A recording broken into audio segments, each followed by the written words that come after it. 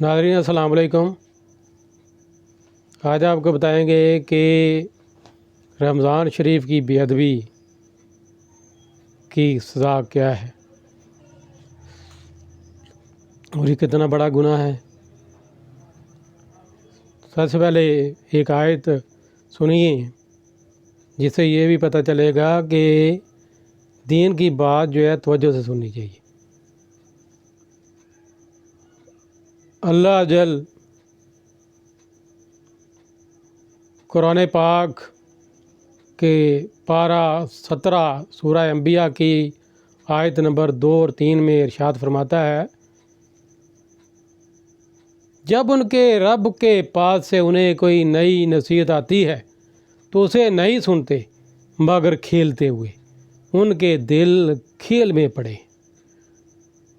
سیدنا عبداللہ ابن عباس رضی اللہ تعالی عنہ سے مروی ہے کہ نبی کے سلطان رحمت عالمیان صلی اللہ علیہ وسلم کا فرمان عالی شان ہے، بے شک جنت ماہ رمضان کے لیے 1 سال سے دوسرے سال تک سجائی جاتی ہے، پس جب ماہ رمضان آتا ہے تو جنت کہتی ہے، اے اللہ جل مجھے اس مہینے میں اپنے بندوں میں سے رہنے والے عطا فرما دے، اور حورین کہتی ہیں، اے اللہ جل اس مہینے میں اپنے بندوں میں سے شوہر عطا فرما۔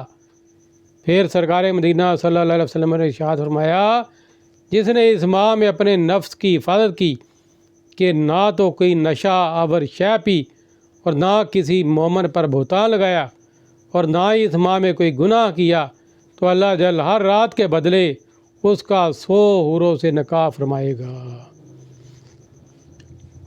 اور اس کے لیے جنت میں سونے چاندی یاقوت کا ایسا مال بنائے گا کہ اگر ساری دنیا جمع ہو جائے اور اس محل میں آ جائے تو اس محل کی اتنی ہی جگہ گھیرے گی جتنا بکریوں کا ایک باڑا دنیا کی جگہ گھیرتا ہے۔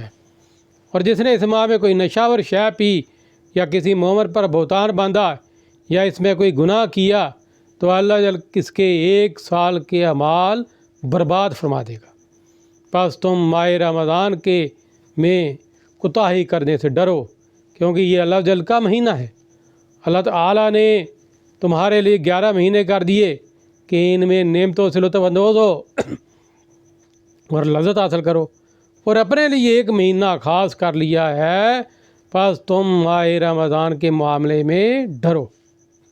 تو ناظرین معلوم ہوا کہ جہاں ماہ رمضان المبارک کی تعظیم کرنے والوں کے لیے اخروی انعامات و کرامات کی بشارت ہے، وہاں اس مبارک مہینے کی ناقدری کرتے ہوئے اس میں گناہ کرنے والوں کے لیے وعیدات بھی ہیں۔ اس حدیث پاک میں نشہ اور چیز پینے مومن پر بہتان باندھنے کا خصوصیت کے ساتھ تذکرہ ہے۔ یاد رکھیے شراب الخبائث یعنی برائیوں کی ماں ہے، اس کا پینا حرام اور جہنم میں لے جانے والا کام ہے۔ اور سیدنا جابر رضی اللہ عنہ سے روایت ہے کہ سرکار مدینہ صلی اللہ علیہ وسلم نے ارشاد فرمایا، جو چیز زیادہ مقدار میں نشہ لائے تو اس کی تھوڑی سی مقدار بھی حرام ہے۔ یہ ابو داؤد شریف کی حدیث ہے۔ ناظرین مومن پر بہتان باندھنا بھی حرام اور جہنم میں لے جانے والا کام ہے۔ حدیث پاک میں ہے، جو کسی مومن کے بارے میں ایسی چیز کہے جو اس میں نہ ہو تو اللہ جل اس کو اس وقت تک ردغۃ الخبال میں رکھے گا یہاں تک کہ وہ اپنی کہی ہوئی بات سے نکل جائے۔ یہ بھی ابو داؤد شریف کی حدیث ہے۔ ردغۃ الخبال جہنم میں وہ مقام ہے جہاں دوزخیوں کا خون اور پیپ جمع ہوتا ہے۔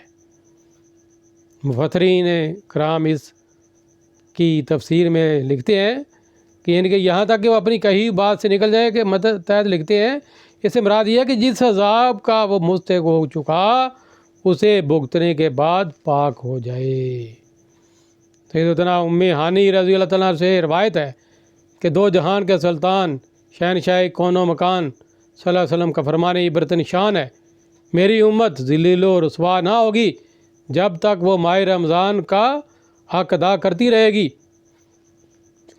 عرض کی گئی، یا رسول اللہ صلی اللہ علیہ وسلم، رمضان کی حق کو ضائع کرنے میں ان کا ذلیل و رسوا ہونا کیا ہے؟ فرمایا اس ماہ میں ان کا حرام کاموں کا کرنا۔ پھر فرمایا جس نے اس ماہ میں زنا کیا، شراب پی، تو اگلے ماہ رمضان تک اللہ جل اور اس کے جتنے آسمانی فرشتے ہیں سب پر اس پر لعنت کرتے رہیں گے۔ بس اگر یہ شخص اگلا ماہ رمضان پانے سے پہلے ہی مر گیا تو اس کے پاس کوئی ایسی نیکی نہ ہوگی جو اسے جہنم کی آگ سے بچا سکے۔ بس تم ماہ رمضان کے معاملے میں ڈرو، کیونکہ جس طرح اس ماہ میں اور مہینوں کے مقابلے میں نیکیاں بڑھا دی جاتی ہیں، اسی طرح گناہوں کا بھی معاملہ ہے، یعنی کہ گناہوں کا وبال بھی بڑھ جاتا ہے۔ اس ماہ مبارک میں دوسرے مہینوں کے مقابلے میں جس طرح نیکیاں بڑھا دی جاتی ہیں، اس طرح دیگر مہینوں کے مقابلے میں گناہوں کی ہلاکت خیزیاں بھی بڑھ جاتی ہیں۔ رمضان شریف کے علاوہ بھی گناہوں سے بچنا ہی چاہیے۔ اور سیدنا ابو ہریرہ رضی اللہ عنہ فرماتے ہیں کہ رسول پاک صلی اللہ علیہ وسلم کا فرمان علی شان ہے، جب بندہ کوئی گناہ کرتا ہے تو اس کے دل میں ایک سیاہ نقطہ پیدا ہو جاتا ہے۔ جب اس گناہ سے باز آ جاتا ہے اور توبہ استغفار کرتا ہے تو اس کا دل صاف ہو جاتا ہے، اور اگر پھر گناہ کرتا ہے تو نقطہ بڑھتا ہے یہاں تک کہ پورا دل سیاہ ہو جاتا ہے۔